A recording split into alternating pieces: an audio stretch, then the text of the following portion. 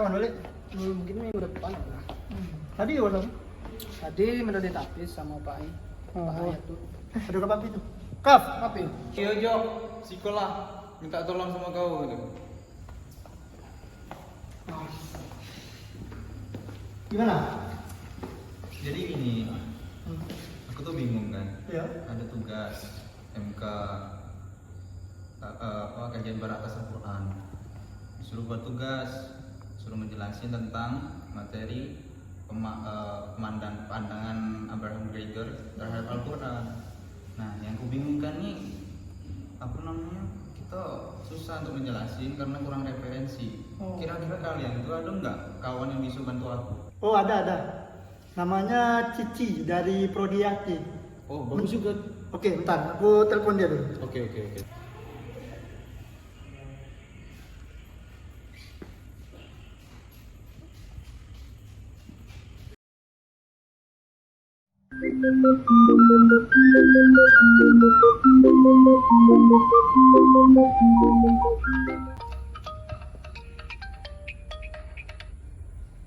Halo, assalamualaikum. Waalaikumsalam. Iya, ada apa Kirom? Jadi gini Ci. Ini ada temanku, dia butuh bantuan. Butuh bantuan tentang MK Kajian Barat, pandangan Abraham tentang Al-Quran.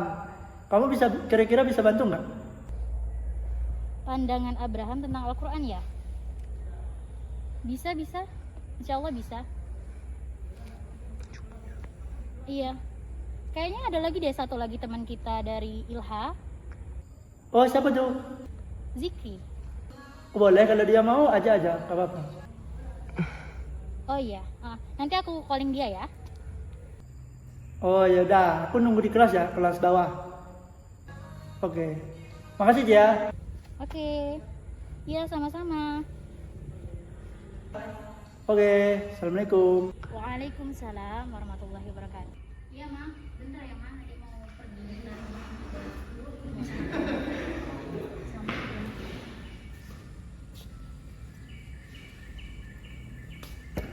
Assalamualaikum. Waalaikumsalam. Masukin.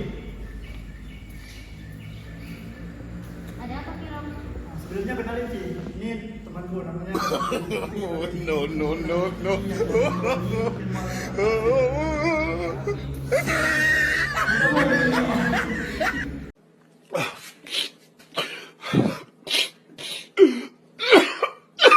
Ya Allah, gimana Bang Rom? Sorry, jangan lupa ya. Duduk. Tadi di depan. Oh iya, terima kasih ya.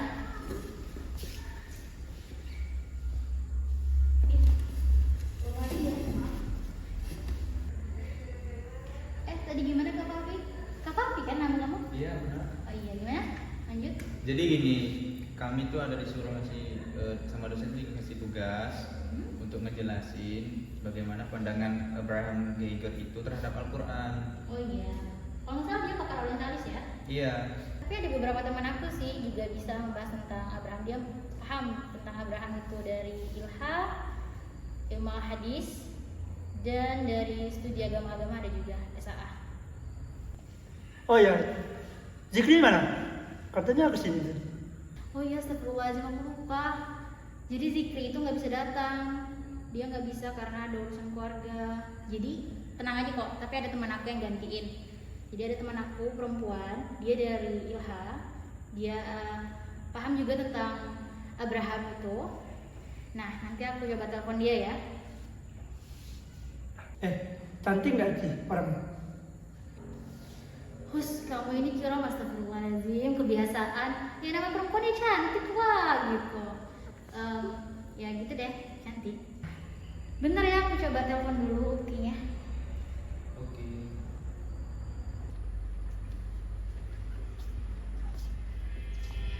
Tunggu ya. Bukti Widya, sini. Hai Cici. Assalamualaikum. Waalaikumsalam. Masya Allah. Masya Allah. Astagfirullah.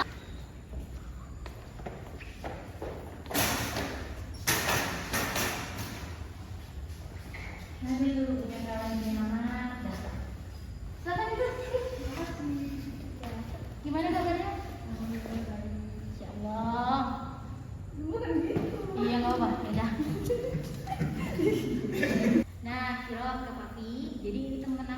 aku bilang tadi itu Widya, karena kan si Zikri tuh nggak bisa gantiin tuh, jadi digantiin sama Widya. Riko, kenalkan ini Widya. Papi, kenalkan ini Widya. Ya. Kiram, kenalkan ini Widya. Kiram. Jadi gini Kak Ulit, maksudnya mereka itu ingin membahas tentang pakar orientalis si Abraham Geiger. Nah, jadi maksudnya itu kami ini semuanya mau mengadakan diskusi gitu. Jadi nanti ada dari prodi Ilha, dari prodi IAT, dari AFI, SAA gitu. Gimana? Kalian bersedia? Kan kakak paham tuh mengenai pakar orientalis tuh. Nah, karena kakak dari Ilha, kalian kan butuh yang dari Ilha, kakaknya ada di sini. Jadi kakak sebagai perwakilan dari Ilha, Cici dari IAT, dan mereka dari AFI dan SAA. Boleh. Gimana teman-teman? Oke, setuju. Apakah kita bisa mulai sekarang? Bisa. Oke, nah kalau menurut saya kan bagaimana pandangan Geiger terhadap Al-Quran. Nah, menurut yang saya baca itu dalam jurnal yang ditulis oleh Taufikur Rahman yang berjudul tentang pemikiran Abraham Geiger terhadap Al-Quran volume 5 nomor 2 tahun 2020 di halaman 18 itu menyebutkan bahwa bahwasanya Abraham Geiger itu adalah seorang tokoh orientalis yang lahir pada tahun 1810 Masehi dan merupakan tokoh reformasi dari agama Yahudi.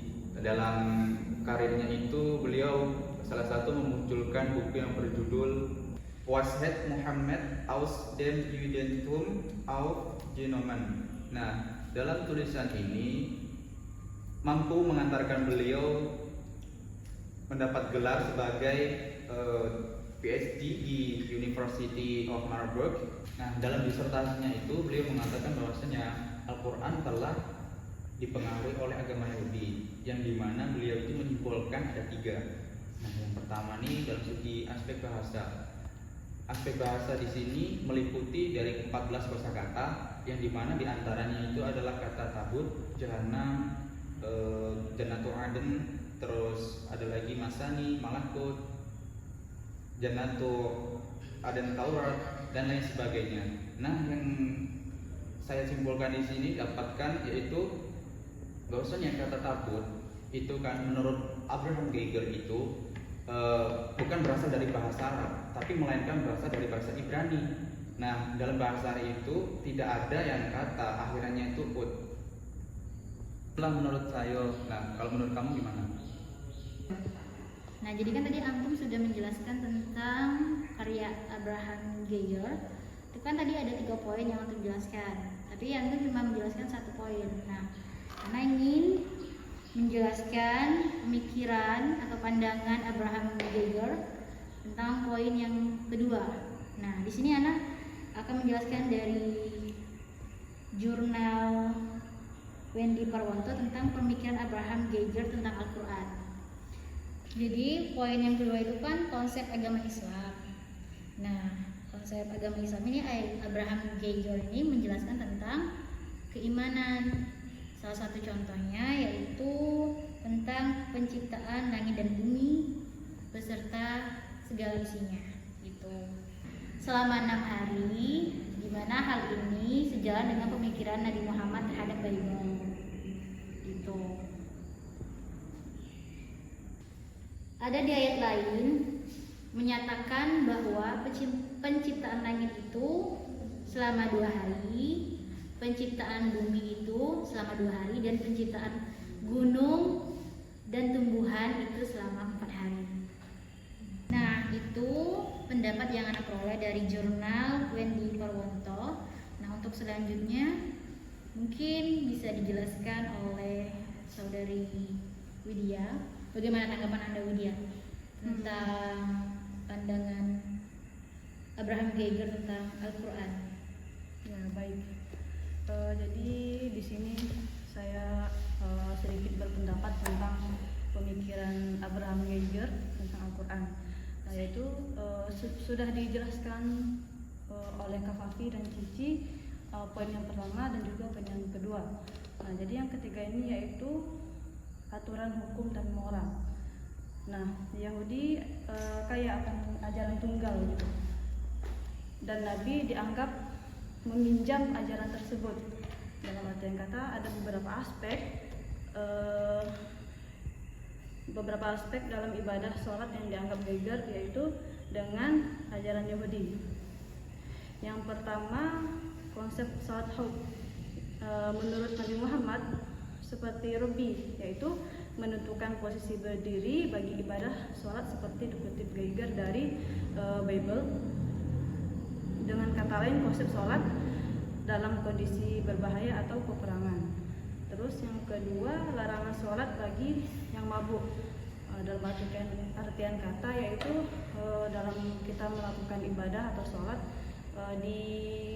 disuruh ataupun urgen bagi kita untuk fokus gitu ya, fokus. Dan juga ini juga ada dikutip di Bible gitu. Dan yang ketiga yaitu tayamum. Nah, jadi inti daripada ini yaitu Nabi dianggap meniru ataupun meminjam kitab yaitu Bible disalingkan ke Al-Quran. Oh ya, terima kasih ya Widya, Cici gitu kan. Jadi saya sudah agak terbuka pemikirannya atas pendapat-pendapat yang kalian berikan tadi. Ya, kami juga terima kasih karena dari kita berkumpul seperti ini juga mendapatkan pandangan baru dari antum. Semoga dengan pertemuan ini bisa bermanfaat bagi kita dan bisa